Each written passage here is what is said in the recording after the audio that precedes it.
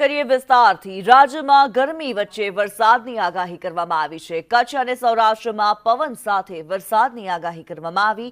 દક્ષિણ ગુજરાતમાં વરસાદની આગાહી 40 થી 50 કિલોમીટર પ્રતિ કલાકની ઝડપે પવન ફૂંકાશે।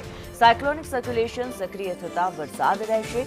રાજકોટ, અમરેલી, ભાવનગરમાં વરસાદની આગાહી કરવામાં આવી છે।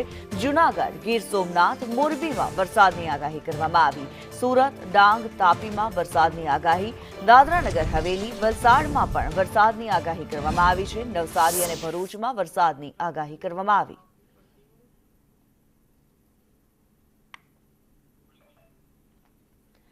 ત્યારે કમોસમી વરસાદની આગાહી હવામાન વિભાગે જે પ્રમાણે કરી છે, સૌરાષ્ટ્રના જે કેટલાક જિલ્લાઓ છે તેમાં વરસાદની આગાહી કરવામાં આવી છે। 40 થી 50 કિલોમીટર પ્રતિ કલાકની ઝડપે પવન ફૂંકાવાની શક્યતા જોવામાં આવી રહી છે। વરસાદની આગાહીમાં દક્ષિણ ગુજરાતના જિલ્લાઓનો પણ સમાવેશ થાય છે। નર્મદા, સુરત, તાપી, નવસારીમાં પણ કમોસમી વરસાદ વરસી શકે છે। આ સાથે જ ડાંગમાં પણ માવઠાની આગાહી કરવામાં આવી છે। હજુ પણ કમોસમી વરસાદ જોવા મળી શકે છે।